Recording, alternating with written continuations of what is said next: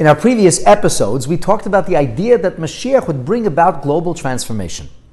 Here's the thing. When the Rambam is describing the qualities of Mashiach, he tells us about the things Mashiach will do and says, it's becheskas shu Mashiach.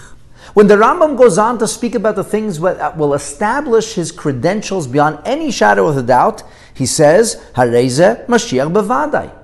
And only afterwards does he state, V'yitaken es ha'olam kulei, that he will essentially fix or improve the entire world. In other words, from this point onward, the identity of Mashiach can no longer be disputed. Once he's accomplished all of these things, we can be certain that he is the Mashiach. In other words, improving the world is not one of the things he needs to do to demonstrate his ability of being Mashiach. Well, then why is it part of being Mashiach? And how does it differ from the other activities that are attributed to Mashiach or required of him? On one occasion, the Rebbe suggested something novel.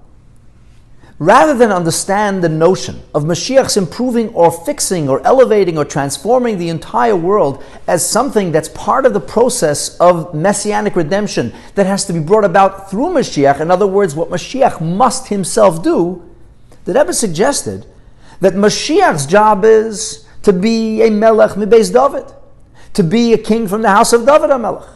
And because the Rambam talks about things in halachic terminology, he doesn't even discuss the idea of Mashiach's prophecy that will be second only to Moshe Rabbeinu. That's talked about in Hilchos Tshuva. Here, the Rambam wants to emphasize that Mashiach, as a melech mibeis David, comes to improve and transform the lives, the welfare, and the issues of the Jewish people. But this is ultimately followed by global transformation. Not because that's what Mashiach needs to do, it's almost like a side effect. When we, the Jewish people, will fulfill our destiny in its fullest sense, the rest of the world will invariably be bathed in the glow of our Yiddishkeit. And ultimately, after Mashiach is established beyond any questions, Mashiach bevadai, the entire world will fall into step. La'avdei shechem echad, that they will reach out to Hashem in a common language and serve Hashem in a common accord. The Rebbe also once suggested that this is remindful of the idea that before we received the Torah, we were united ki ish echad b'leiv echad.